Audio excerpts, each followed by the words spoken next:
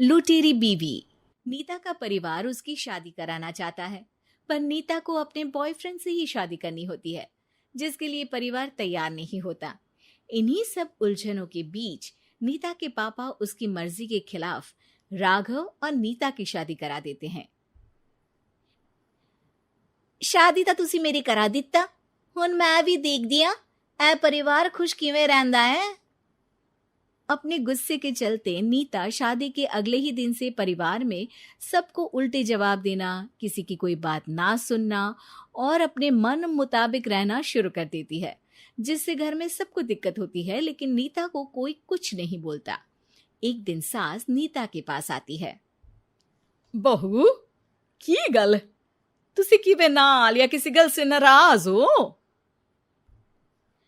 तुहानू मेरी फिक्र करन दी कोई लोड़ नहीं, मैं ठीक हाँ। ऐसा बोल नीता वहां से चली जाती है, पर सास की बात उसके मन में रह जाती है। शादी के अगले दिन से ही मैं सब दे नाल किन्ना औखा बिहेव किता, फिर भी आ मेरे तो इन्ने प्यार नाल गल किवें कर सकदी आ। मानू नफरत करनी नहीं आउंदी, ऐस करके वो सोचती आ कि एक ना एक दिन तुहाड़ा गुस्सा भी खत्म हो जाऊगा। यह कदे नहीं हो सकता।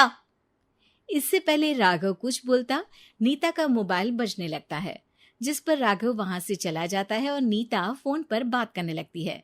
जिसके बाद अगले दिन से नीता की जैसे ही आत्मा बदल गई हो, वो बिना किसी के बोले घर के सारे काम कर देती है। उसकी ऐसी काया पलट देख राघव और उसकी माँ हैरान रह जाते हैं। बहू तबियत शबियत ता ठीक सी? तबियत छड्डो मां, मैनू लगदा आ इसदा दिमाग हिल गया। ए तुसी दोनों की गल करी जांदे हो? मैं ठीक आ ते मेरा दिमाग भी। बस आज रियलाइज हो गया कि मैं अपने गुस्से विच कितना प्यारा परिवार ठुकरा रही सी। नीता की बात सुनकर सब बहुत खुश होते हैं और अब नीता सास की सेवा से लेकर पति की हर बात मानने लगती है, जिसकी वजह से कुछ ही समय में घर की सारी भाग दौड़ उसके हाथों में आ जाती है। उसी के साथ सास और राघव भी हर काम के लिए नीता पर ही डिपेंड हो जाते हैं। नीता मेरा लैपटॉप किथे आ? बहू मेरी दवाइयां। अब नीता अच्छी पत्नी और सर्वगुण संपन्न बहू बन गई होती है और इसी तरह विश्वास जीतते हुए एक दिन तिजोरी की चाबियां भी उसके हाथ में आ जाती है। ऐ हुई ना गल, हुन आएगा जिंदगी विच स्वाद। तिजोरी की चाबियां हाथ में आती ही नीता एक रात सास और पति के सोते ही सारे गहने और कैश लेकर घर छोड़ अपने बॉयफ्रेंड के पास चली जाती है। रवि मैं आ गई, अब सानू कोई अलग नहीं कर सकता। ते वेख मैं सारी ज्वेलरी ते कैश भी साथ ले आई। नीता की ये बात सुनकर रवि खुश हो जाता है और वो दोनों साथ रहने लगते हैं, जिसमें नीता पूरा समय काम करती है तो रवि उसके लाए पैसों पर ऐश करता रहता है। मैं तेरे तो प्यार कर दिया ता करके ससुराल छड़ाई, और एक तू आ जो पैसों दे आगे कुछ भी नहीं देखदा।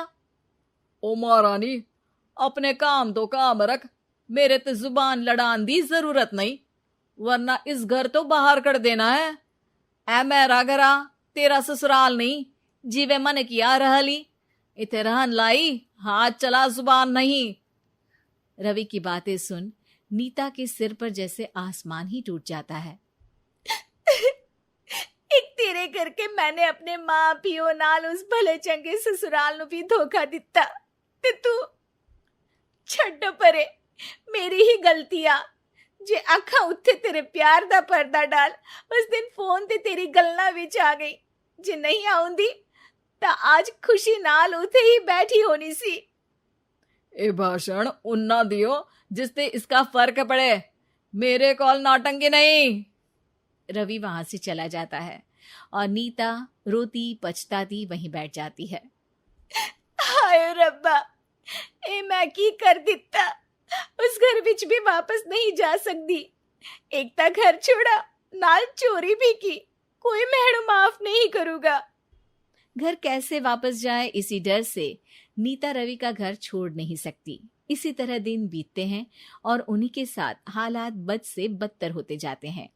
अब रवि पैसों और अपनी मनमानी के लिए नीता के साथ मारपीट भी शुरू कर देता है, जिससे परेशान होकर एक दिन नीता उसे छोड़ अपने ससुराल वापस आ जाती है। जिसे वहां देख राघव गुस्से से लाल हो जाता है। हूं इथे की लेना या हमारी जिंदगी के साथ घर ता तू पहले ही बर्बाद कर गई सी। जान दिया, मेरी गलती माफी लायक नहीं। मैं कमली सी उस ढोंगी नु सच्चा प्यार दे इस सच्चे प्यार नु बोझ समझती बैठी। मैनू माफ कर दो। जे मेरी नू रानी समझ गई आ कि उस तो गलती हुई आ, फिर किस बात का रुसना मनाना। केड़ी नू रानी? रानी बोलन जोगा इसने केड़े झंडे गाड़ दिए? मां याद कर, तेरे घर विच चोरी कर बहू ते पत्नी सब रिश्ते तोड़ भाग गई सी। और फिर की मानता रहिया, गलती हो गई सी। एक गलती ता रब भी माफ कर दीता ते तू और मैं ता सिर्फ इंसान ही आ। माफ कर दे, मैं बोल रही आ ये दोबारा कदी कोई गलती नहीं करेगी।